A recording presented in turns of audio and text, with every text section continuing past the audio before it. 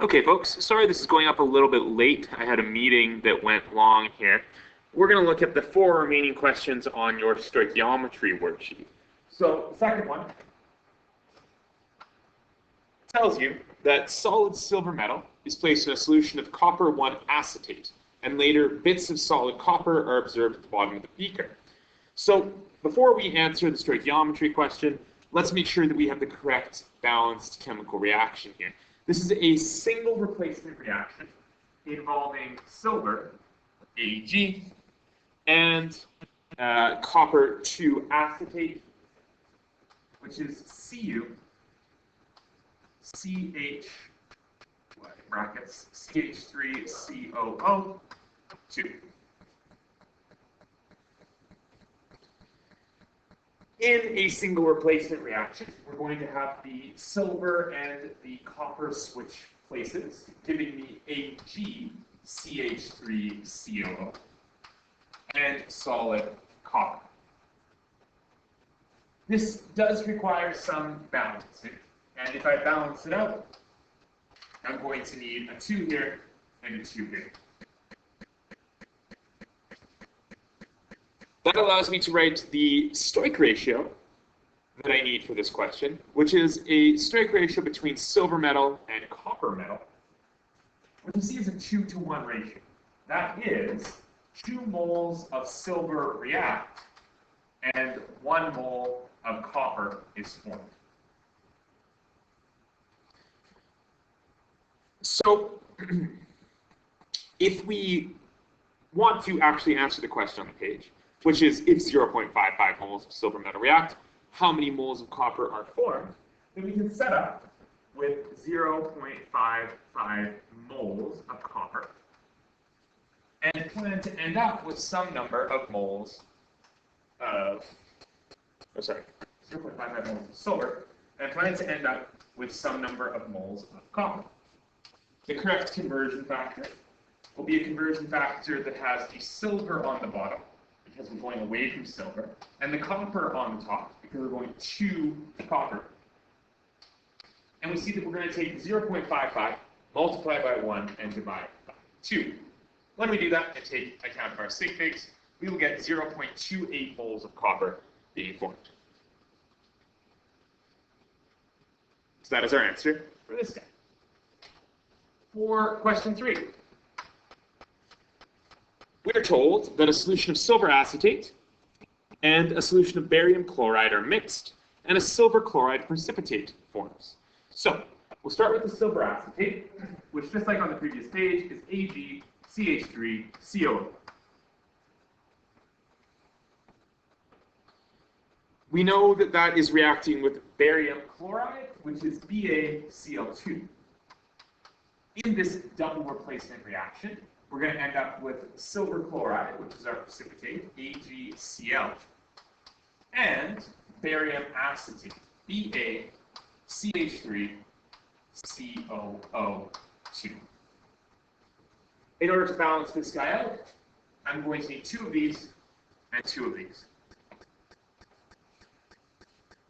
So the Stoich ratio that I'm looking for is my Stoich ratio between barium chloride and silver chloride, which I see is a 1-to-2 ratio.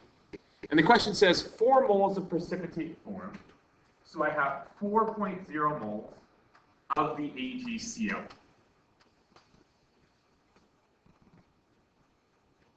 And I want to know how many moles of the barium chloride, of the BaCl2, were involved in the reaction to start.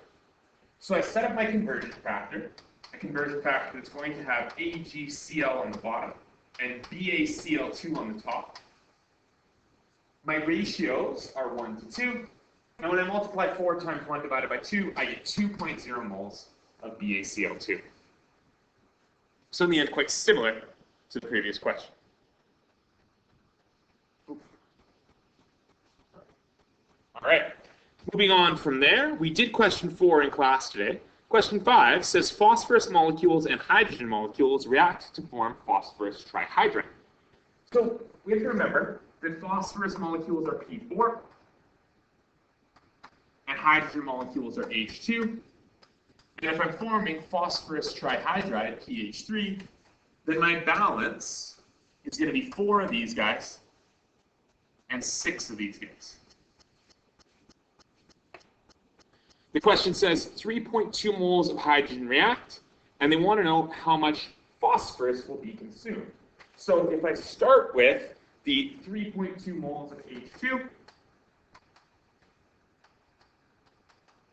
and I want to find out how many moles of P4 are involved in this reaction, then I'm going to set up with the Stoich ratio. It's going to take us away from H2 and towards P4. And the appropriate ratio for me to do that is 1/6. So I do 3.1 times 2 divided by 6. What is that? That's like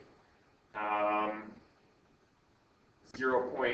Off the top of my head, 5.2 moles of P4. Could be 0.53, but it's about that. That's our double digit. And then finally, last guy says that I want to do the complete combustion of propane, which is C3H8. So I know that in a complete combustion reaction, I take some molecule, I react with oxygen, and my result is a mix of CO2 and H2O.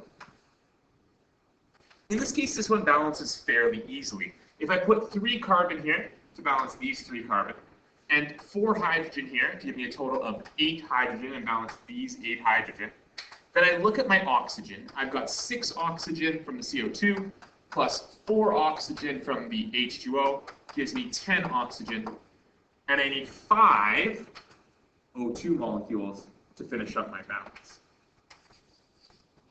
So I'm good to go. I have my reaction. I can do the stoichiometry. It says that 12.8 moles of propane are consumed. How many moles of carbon dioxide are produced? So I have 12.8 moles of propane. I want to end up with some number of moles of CO2. I set up a conversion factor that takes me away from C3H8 and towards CO2. And my ratio there is pretty straightforward, 1:3. When I multiply 12.8 times 3, I get 38.4 moles of CO2. So that's my final answer. Okay, so this is what we are looking for when we do these stoichiometry calculations, and that wraps up our unit. I'll see you tomorrow.